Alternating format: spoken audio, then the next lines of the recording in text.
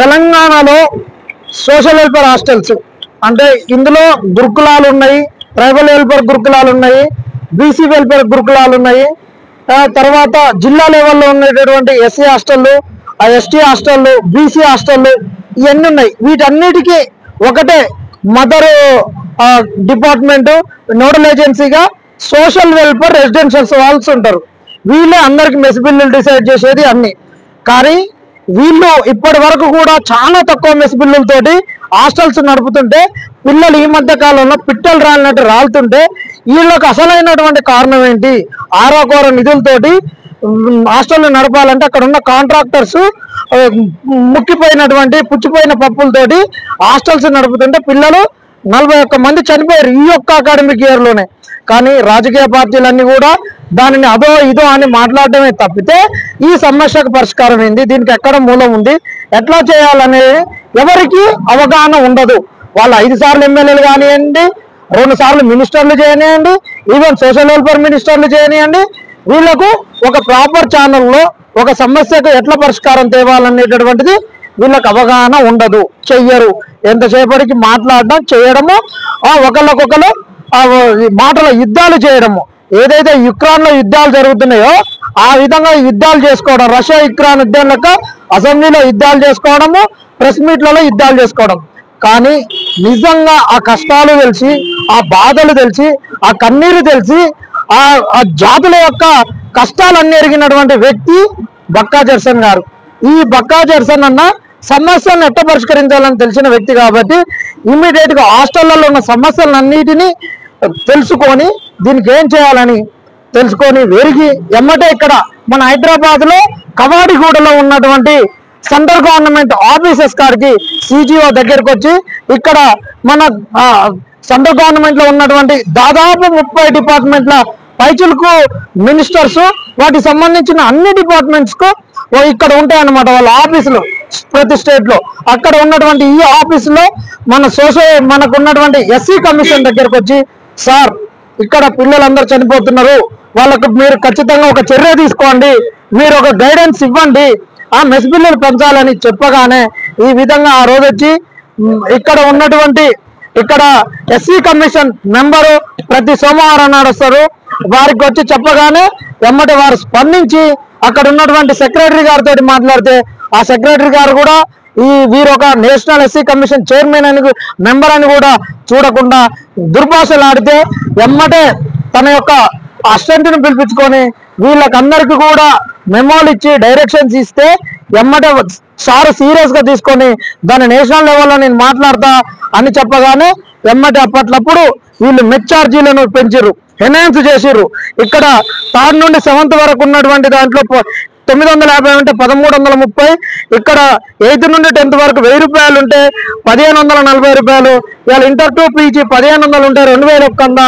ఒక యూనివర్సిటీలో స్కాలర్గా ఉన్న నాకు తెలుసు, ఇవాళ యూనివర్సిటీలో ప్రతి హాస్టల్లో 2000 నుండి 2500 వరకు మెస్ బిల్లులు, ఒక 500 అటు ఇటు అవుతున్నాయి. ఇవాళ 21 ఉన్నాయి, దాదాపు ఒక 2500 మాక్సిమం వచ్చిన వాడు 400, 9 నెలల హాస్టల్ ఉన్న 3600 వాడు కాషియస్ డిపాజిట్ కట్టించుకునే దాంతో వానికి చెల్లిపోతుంది. ఇంతకుముందు పిల్లలు మెస్ బిల్లులు పెరగనప్పుడు యూనివర్సిటీలలో కూడా వాళ్ళు మెస్సులు పని చేసుకొని క్యాటరింగ్ పోయి వచ్చి కడుపు మార్చుకొని ఉండేటటువంటి పరిస్థితి నుండి వాళ్ళు కడుపు నిండుకునేటటువంటి పరిస్థితికి వాళ్ళు పచ్చిచారుతోటి ఒక పొచ్చి పులుసుతోటి కడుపు నింపుకునే పిల్లలకు ఈ రోజు ఒక పెరుగుతోటి ఒక పప్పుతోటి కడుపు నింపుకునేటువంటి పరిస్థితికి తీసుకొచ్చిండ్రు జర్సన్ అన్న గారు.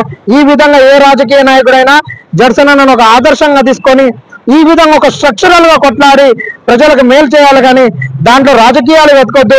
మనం సమస్య ఉన్నప్పుడు సమస్య పరిష్కారం, సమస్య తీరినాక రాజకీయం కాడ రాజకీయం చేయాలి, ఎన్నికలప్పుడు రాజకీయం చేయాలి, ఎన్నికలు అయిపోయినాక 5 ఏళ్ళు ప్రజలకు సేవ చేయాలనేది నేర్చుకోవాలి. అది జర్సన్ అన్నను చూసి నేర్చుకోవాలి. ఇంకొకటి ఇక్కడ ఉన్నటువంటి ఎస్సీ కమిషన్ వారికి మేము ప్రత్యేకంగా ధన్యవాదాలు తెలియజేస్తున్నాం. అక్కడ ఉన్నటువంటి ఎస్సీ కమిషన్ మెంబర్ గారు చాలా మంచి వ్యక్తి, ఆయన ఇమ్మీడియట్ గా యాక్షన్ తీసుకోవడము, నేషనల్ లెవెల్లో ఇష్యూ చేస్తానని చెప్పడంతో ఈ రోజు ఈ పరిష్కారం దక్కింది. ఇలాంటి ఆఫీసర్లు ఉండడం కూడా మా అదృష్టం.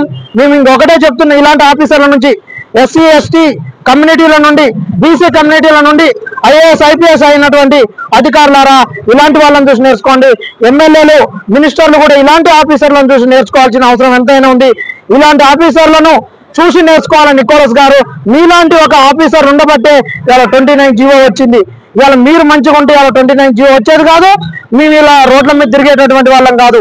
ఈ రోజు జర్సన్ అన్న మా 29 జీవో గురించి కూడా ఒక ఆమర నిరాహార దీక్ష చేశారు. వారు నిరాహార దీక్ష చేయడంతో జీవో ఇష్యూ పెద్దగా మారింది. వారి యొక్క ప్రాణాన్ని పణంగా పెట్టడం కాబట్టే ఈ రోజు జీవో దేశవ్యాప్తంగా చర్చలోకి వచ్చింది. కానీ ఆ చర్చను పార్లమెంటులో ఈ రోజు బీజేపీ చేయలేదు, కాంగ్రెస్ చేయలేదు. పార్లమెంటులో ఇక్కడ బీఆర్ఎస్ అసెంబ్లీలో మాట్లాడింది, కానీ బీజేపీ ఎందుకు మాట్లాడలేదు? వీళ్ళు రాజకీయం చేస్తున్నారు. ఇప్పటికైనా ప్రతిపక్షాలు 29 జీవో గురించి మీరు సుప్రీంకోర్టులో చెయ్యాలి, కొట్లాడాలి. జర్సన్ అన్నలకి ఈ విధంగా జీవోను ఇక ఇలాంటి జీవో వచ్చేటట్టు ఆడ జీవో రద్దు అయ్యేటట్టు మీరు ఢిల్లీలో కొట్లాడాలి, కానీ 29 జీవోని రాజకీయం చేయొద్దు. సుప్రీంకోర్టులో మీ వంతు ఖచ్చితంగా సహాయ సహకారాలు అందాలి. ఇప్పటికి మేము సతమతం అవుతున్నాం. అన్నిటికీ మీరు కొట్లాటలకు జర్సన్ అన్నను ఆదర్శంగా తీసుకొని ఇలాంటి ఆఫీసర్ను ఆదర్శంగా తీసుకొని ఆఫీసర్లు కూడా ముందుకెళ్లాలని ఈ యావత్తు ఈ తెలంగాణ సమాజానికి మేము ఒక సందేశాన్ని ఇస్తున్నాం. ముఖ్యంగా national SC commission director Sunil Kumar గారికి ప్రత్యేక కృతజ్ఞతలు. అంతేకాకుండా సిబ్బంది అందరికీ కూడా కృతజ్ఞతలు. ఎందుకంటే ఏప్రిల్ 21వ తారీఖు భువనగిరి గురుకులం సంబంధించినటువంటి ప్రశాంత్ అబ్బాయి చనిపోయిండు.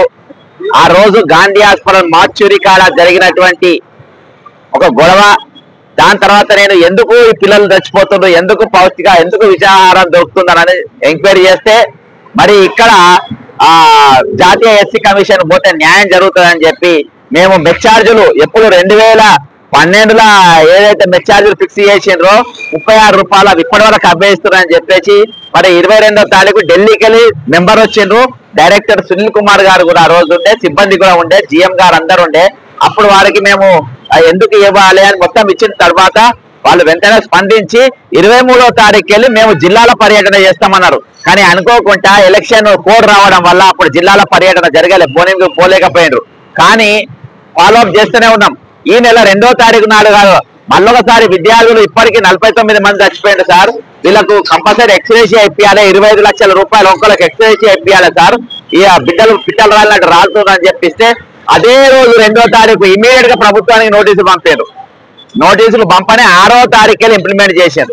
ఏది ఏమైనప్పటికీ రేవంత్ రెడ్డి గారు ఆయన దగ్గర విద్యాశాఖ ఉన్నది, సోషల్ వెల్ఫేర్ ఉన్నది కాబట్టి ఈ జీవో ముఖ్యమంత్రి చొరవ వల్ల వస్తే మాది ఏమున్నా కానీ మాకు ఏదున్నా సత్యంలో ఒప్పుకుంటాం. ఏమున్నా ఈరోజు రేవంత్ రెడ్డి గారి చొరవతోని ఆయన జాతీయ ఎస్సీ కమిషన్ ఇటువంటి ఆదేశాలకు ఆయన తిరస్కరించకుండా దాన్ని పరిగణలో తీసుకొని మరి ఈ రోజు మెచ్చార్జీలు పెంచినందుకు రేవంత్ రెడ్డి గారి కృతజ్ఞతలు తెలుపుతున్నాము. అదే విధంగా మంత్రివర్గానికి అందరికీ కూడా కృతజ్ఞతలు తెలుపుతున్నాము. అదే విధంగా ప్రభుత్వానికి కూడా కృతజ్ఞతలు తెలుపుతున్నాము. కృతజ్ఞతతో పాటు మీరు మన ఉప్పాయి వెళ్ళి కాలేజ్ కూడా పోయినా అక్కడ మంచి భోజనాలు పెడుతుండ్రు, సమస్య లేదు. కానీ ఇన్ఫ్రాస్ట్రక్చర్ కూడా మీరు పెంచాల్సిన అవసరం ఉన్నది. అక్కడ బాత్రూమ్స్ కానీ, మంచాలు కానీ, బిల్డింగ్స్ కానీ, పిల్లలకు యూనిఫామ్లు కానీ పెంచాల్సిన అవసరం ఉన్నది. అంతేకాకుండా IIIT బాసరలో కూడా ఈ రోజు 2008లో ఇచ్చినటువంటి 40,000 రూపాయలే ఈ రోజు కూడా అవే పైసలు ఇస్తా ఉన్నారు. దాన్ని కూడా డబల్ చేయాల్సిన అవసరం ఉన్నది. ఎందుకంటే అది జాతీయ స్థాయిలో గుర్తింపు పొందింది. గ్రామీణ ప్రాంతంలో ఉన్న విద్యార్థులకు మేలు చేయడానికి ఆ రోజు రాజశేఖర రెడ్డి గారు మరి అక్కడ బాసరలో IIT పెట్టిండ్రు. కాబట్టి అక్కడ కూడా మీరు యూనిఫామ్లు, కంప్యూటర్లు మరి ఏవైతే ఇదివరకు ఇచ్చేదో అసలు ఇవ్వడంతో పాటు మెచ్చార్జీలు అక్కడ కూడా పెంచాల్సిన అవసరం ఉన్నది. ఏదేమైనప్పటికీ మళ్ళొకసారి ఈ రేట్లు పెరగడానికి, మెచ్చార్జీలు పెంచడానికి కృషి చేసినటువంటి జాతీయ ఎస్సీ కమిషన్ కు ఇది ఇంప్లిమెంట్ చేసినందుకు ముఖ్యమంత్రి రేవంత్ రెడ్డి గారికి ప్రత్యేక కృతజ్ఞతలు తెలుపుకుంటూ సెలవు తీసుకుంటున్నా. నాతో పాటు గిరిబాబన్న కూడా దీనికోసం ఎంతగానో కష్టపడ్డాడు, తిరిగిండు, రేయం పగళ్ళు నాతో తిరిగిండు ఈ దయ వరకు. కాబట్టి అన్న కూడా అన్న కృతజ్ఞత తెలుపగానే మేము మా తరపు మీ అందరి తరపున వీళ్ళందరూ కూడా కృతజ్ఞతలు తెలుపుకుంటున్నా. జై తెలంగాణ, అమరవీరులకు జోహార్లు. నువ్వు ఎట్లా మాట్లాడు.